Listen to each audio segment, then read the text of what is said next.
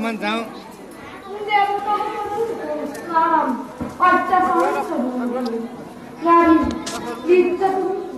নকয় গতিকে প্রভু তাকে নৌকাকে অবগত করার ব্যবস্থা করে দেবর্ষী নিজ হাতে নিজ পুত্র হয়তো করবেন করে নারায়ণ নারায়ণ আপনি জগদীশ্বর আপনার বাড়ির সকল গতিকে প্রভু হর্ষে দেবর্ষী আমি অচিরে হয়তো জগৎ লই নরক